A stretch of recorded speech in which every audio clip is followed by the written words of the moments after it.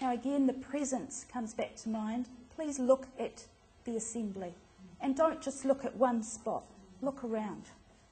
You probably all do this. I'm probably talking to people that know exactly what they're doing. Yeah. But it's just, that makes them concentrate on the word and the way that you're delivering it, your presence. At the end of the reading, pause. 5. Count to 5. It will seem like 30, but count to 5. The word of the Lord.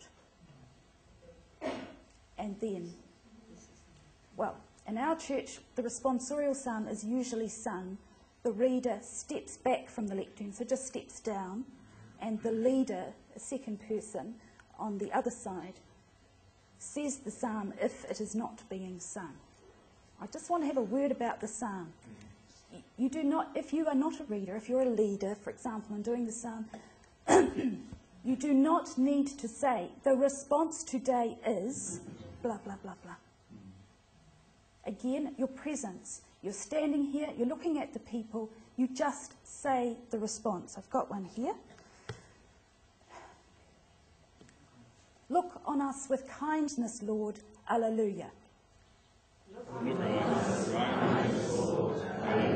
didn't want you to do that, but you did. See, look, it works. Again, a pause, looking at the congregation, they will know that that is the response, and then you go into the psalm. Yeah. Okay, now we'll get back to the second reading. Again, just AKA the first reading. Yeah.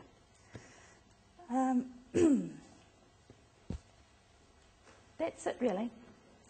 Confidence, giving meaningful cues to the congregation. That is the main message. At the end of Mass, the proclaimer of the word processes out. Usually, I think, the ministers that have ministered to the people within the Mass should process out again. The lectionary does not get processed out. You have been up here delivering the word to the people. The people have taken that word into their hearts. They are then taking it out themselves to the outside world. Can you comment about the tango where you've got two readers? One reader doing the first reading, the response, the second reader then comes up for the next reading, and that person then does the prayer. And you've got people going in all directions. Some people bow, some people get in fact, some people ignore everything else and each other. If you, in what way? In that their ministers processing out? I was always said, my priest does not want us to bow to him or the altar if you're a reader and you're going back to your seat and you're crossing the altar. Just walk back slowly. Do not turn and bow. There is no need for it. At the end of a reading, do we reverence the word like this? Because I think we should, but that's a personal thing. The word of the Lord, and you hold it up and they actually see the lectionary there and we're referencing. That's a personal thing I feel. That didn't come from Rome. Any comment on that word? Any of that comment? Me? Yeah. Any comment? No. Just actually. So Brian's suggesting, and it was in vogue for a while. The priest does it. Oh, you did? No, but it wants to continue. Right. I don't like holding up the word. The word has gone out, as Joanna said. Right. Okay. In that. What about before you step up to the lectern, you have to bow to the tabernacle? No. No.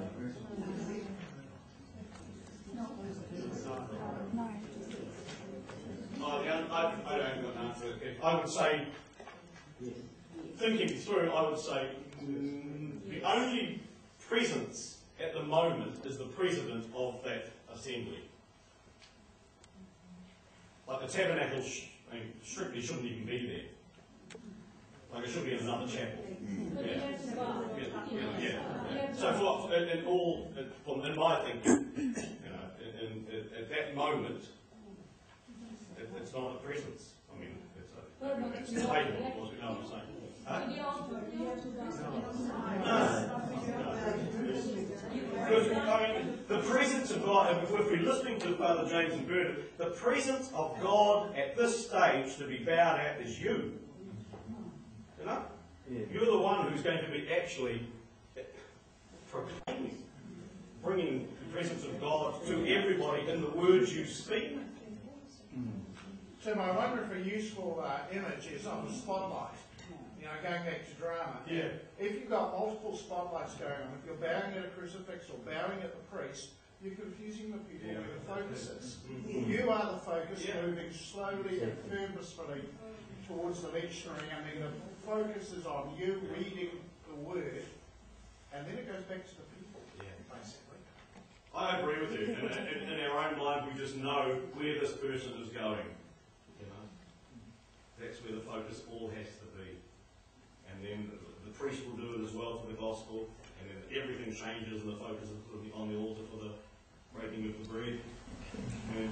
We done? Cool. We just want to move. Sorry, can I just ask you about the Hallelujah verse? Oh, There's some controversy as to whether it should or should not be said. I mean, my opinion is that it should never be said. It should be sung, I think. It's sung. Or not said at all. Well, that's how our music group sees it. If the music group are playing, they will always play the Alleluia. If they're not present, we don't have it. But that's just our parish, yeah. Okay, yeah. The other back. I was going to say, since like the weekday messes, we don't check the music group there. So, would that be Hallelujah? I am talking about Sunday Mass. I realise weekly Masses will be different, okay, because there isn't music, and so... It would be said. So your question is, do you even bother saying it if you're not going to sing it? It's not supposed to be said, it's supposed to be sung. You can sing without music. Yeah. Yes.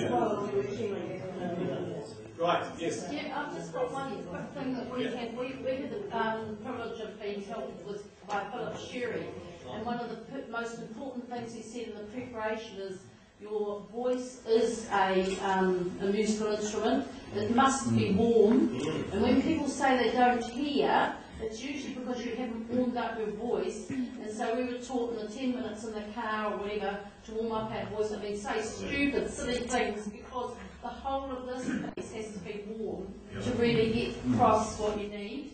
And the second thing is some over here, we have, when we have two readers, we have them both go up together. One just stands quietly behind, and then, you know, you can choose whether who's doing the psalm. We have the second reader doing the psalm and the second reading. So that's, we don't have any crossing, anything else. They both go together and they both lead together. Thank you. That warm-up one I think is very important. Yeah. And one of the best warm-ups that I find for myself is just humming. Yep. Just a quiet humming the whole time talk. And warm water, don't drink anything cold, it sort of, everything sort of tenses up. And then to try and connect, you know, 8 o'clock in the morning, man, you've got to connect your brain to your tongue. You know, you do, eh? And so I find for myself, is just naming things. When I'm going to a gig, I just name things. And even, it's like, you know, chair, rear vision mirror, gear stick, you know, just name things. So you're actually just starting to make the brain work, making connections. Then if you get really smart, you can try and name things for what they're not. And then you can, you know, the one of the frustration at that moment is I can call that anything and I can't be wrong and I can't think of one word.